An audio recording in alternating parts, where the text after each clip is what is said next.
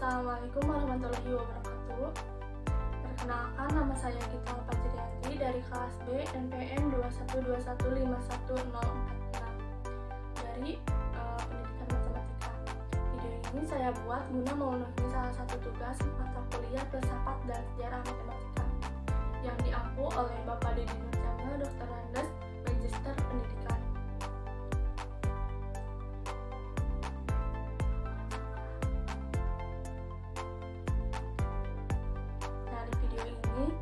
Saya akan membahas sifat-sifat logaritma yang selanjutnya. Ini meneruskan dari sifat-sifat logaritma yang sebelumnya.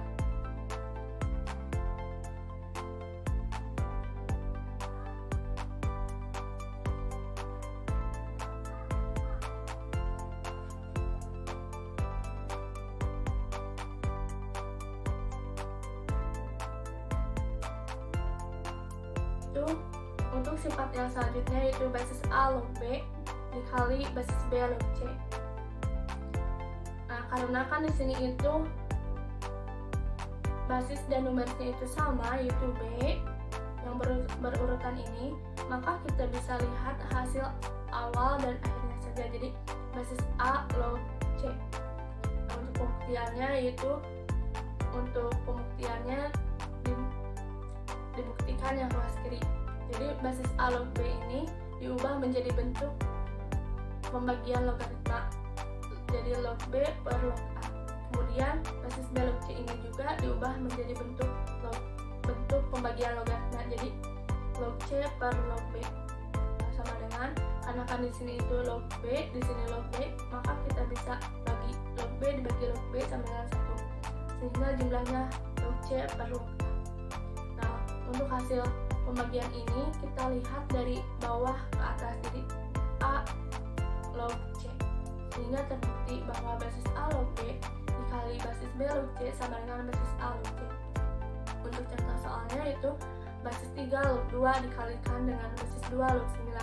Nah, karena kan di sini itu yang berdekatan ini basis dan numerisnya sama yaitu 2, maka kita lihat hasilnya itu dari awal dan akhir, jadi basis 3 log 9. Hasil dari basis 3 log 9 ini artinya 3 pangkat berapa yang hasilnya 9, yaitu 2. Nah, sehingga basis 3 log 2 dikali basis 2 log 9 sama dengan 2. Untuk sifat yang selanjutnya yaitu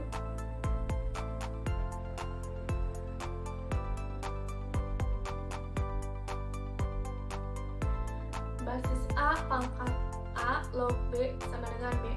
Nah, untuk sifat yang ini apabila basis pangkat dan basis logaritmanya sama, maka kita lihat numerisnya saja, jadi hasilnya itu pasti akan B.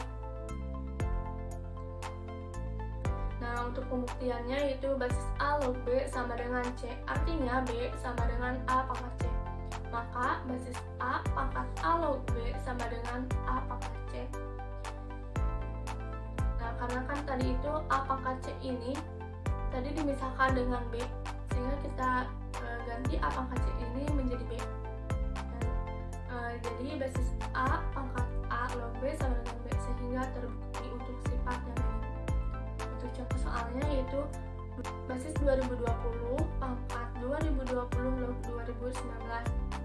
Karena kan di sini itu basis logaritma dan basis pangkatnya itu sama, yaitu sama-sama 2020, maka lihat numerisnya saja itu 2019. Jadi hasilnya itu 2019.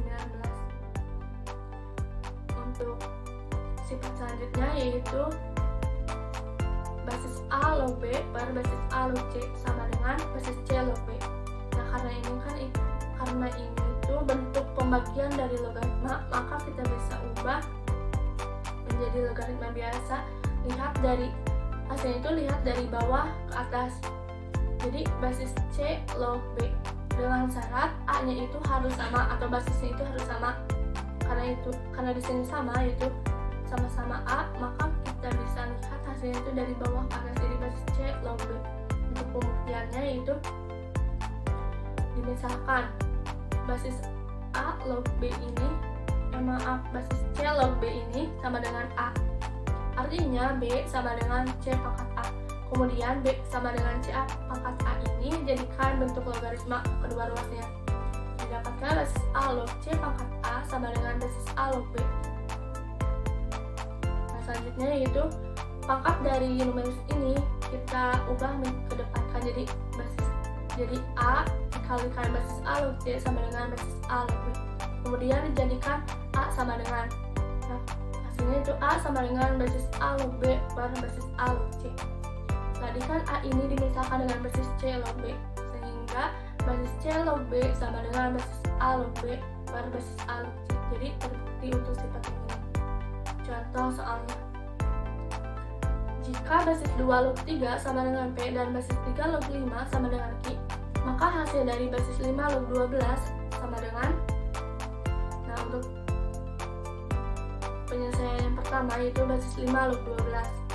Nah, kita ubah basis 5 log 12 ini ke dalam bentuk pembagian logaritma. Didapatkan basis 3 log 12 per basis 3 log 5. Nah, di sini itu basisnya kita harus sama, yaitu 3. Di sini 3, di sini 3. Kenapa kita ambil basisnya itu 3? Karena kan agar lebih mudah menyelesaikan soal yang ini. Karena tadi yang diketahuinya basis 3 log 5 itu sama dengan Q, maka kita bisa ubah yang basis 3 log 5 ini dengan Q. Nah, jadi agar mempermudah sehingga basisnya itu kita ambil angka 3. Nah, kemudian yang 12 ini kita ubah menjadi numerisnya itu bentuk perkalian. Jadi basis 3 log 3 dikali 4 per basis 3 log 5. Nah, selanjutnya yaitu numeris yang berbentuk perkalian ini kita ubah menjadi bentuk penjumlahan logaritma sesuai sifat yang sebelumnya. Jadi yang ini, sifatnya ini. Didapatkan basis 3 log 3 ditambah basis 3 log 2 pangkat 2. Nah, 2 pangkat 2 ini juga hasil dari 4 tapi dibentuk perangkatan.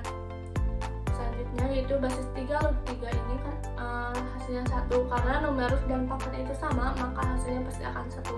Ditambah pangkat dari numerus ini kita ubah kedepankan, jadi 2 dikali basis 3 log 2 per, nah di sini basis 3 log 5 ini kita ubah menjadi yang diketahui tadi, yaitu sama dengan Q, jadi ubah dengan Q.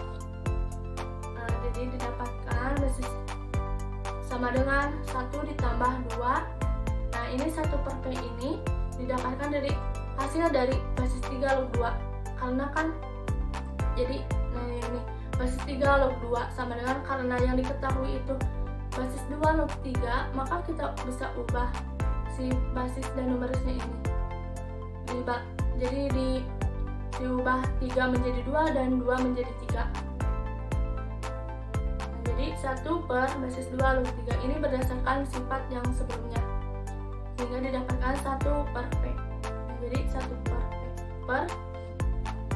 Selanjutnya, agar tidak berbentuk pecahan P, maka penyebut dan pembilangnya kalikan dengan P. Jadi 1 dikali P sama dengan P, ditambah 2 per P dikali P sama dengan 2 per Q dikali P sama dengan PQ. Nah, jadi basis 5 log 12 sama dengan P ditambah 2 per PQ. Nah, untuk pembahasan dari sifat-sifat logaritma dan contoh soalnya sudah selesai. Mungkin sekian yang dapat saya sampaikan. Mohon maaf apabila ada kesalahan. Wassalamualaikum warahmatullahi wabarakatuh.